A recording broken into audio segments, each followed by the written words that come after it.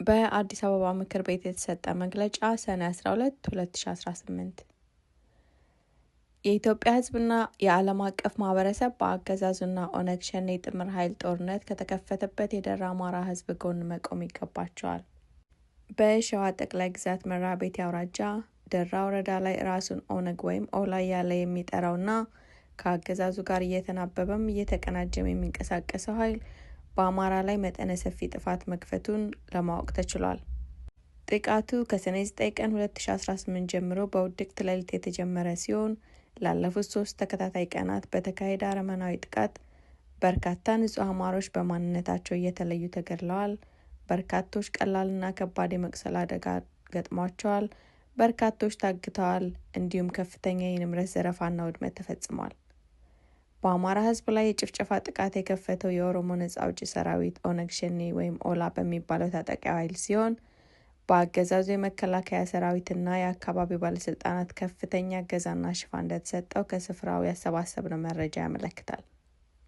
ታጣቂው ኃይል ሰኔ 9 2018 በጉንዶ መስቀል ጥቃቱን በመጀመር በመራቤቴ በኩል ወደ ደራ አቅጣጫ፣ በሰላሌ በኩል ወደ ደራ አቅጣጫና በምዕራብ ወሎ በኩል ወደ ደራ አቅጣጫ በ3 ግንባር ጨፍጫፊ ኃይሎችን አሰማርቶ መጠነ ሰፊ ጥቃት መክፈት ችሏል።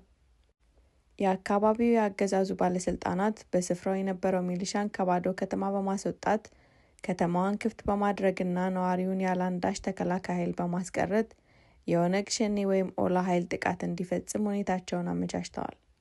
የመራቤቴ አውራጃ አካል የሆነችው ደራ ወረዳ በብአዴን አመራሮች አሳልፎ ሰጪነት ከአማራ ክልል ተነጥላ ለኦሮሚያ ክልል የተሰጠች ሲሆን ነዋሪዎቹ በአብዛኞቹ አማራሽ ናቸው። ወረዳዋን የወሰደው የኦሮሚያ ክልል የህዝብ ስብጥሯን ለመቀየር ላለፉት 35 ዓመታት ተከታታይ ሙከራዎችን ያደረገ ሲሆን አማራ ከስፍራውን ጨፍጭፎ የማጽዳት ዘመቻ በስፋት ሲፈጸምባት የቆየች የደም መሬት ናት። የአዲስ አበባ ሚዲያ ምክር ቤት በአገዛዙና በኦነግ ሸኔ በደራ ህዝብ ላይ የከፈተውን ጥቃት በእጅጉ ያወግዛል። መላው የኢትዮጵያና የአማራ ህዝብ እንዲሁም የአማራ ፋኖ ለተጠቃው ህዝባችን በአፋጣኝ ትደርሱለትና የጄኖሳይድ ኃይሎችን ከጎኑ ሆናችሁ ትመክቱ ዘንድ ጥሪ እናቀርባለን። ይህን ጸረ አማራ ዘመቻ ለማክሸፍ የአማራ ፋኖ እያደረገ ያለውን ተጋድሎ ምክር ቤታችን በእጅጉ ያደንቃል።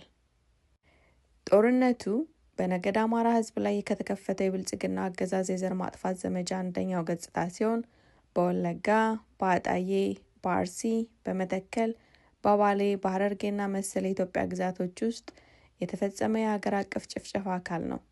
ጄኖሳይደሮቹ በተደጋጋሚ እንደሚዝቱትም መቋጫው አዲስ አበባ ነው። ዓላማውም የኢትዮጵያ ህዝብ ደሙን አፍስሶ አጥንቱን ከስክሶ ምትክ የሌለሽ ብርቅዬ ህይወቱን ሰውቶ የገነባትንና ነጻነቷን ጠብቆ ለዛሬ ትውልድ ያስተላለፈባትን ሀገር ኢትዮጵያን ማፈራረስ ነው።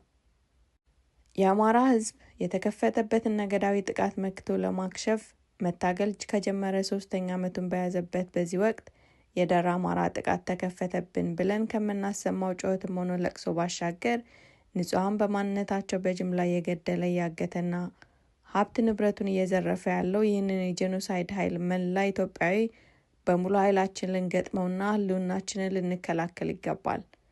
በዚህም ሂደት የዓለም ህዝብ ከመላው ኢትዮጵያ ህዝብ ጋር ቀጥተኛ የዘር ማጥፋት ጦርነት ከተከፈተበት የአማራ ህዝብ ጎን ሊቆም ይገባል።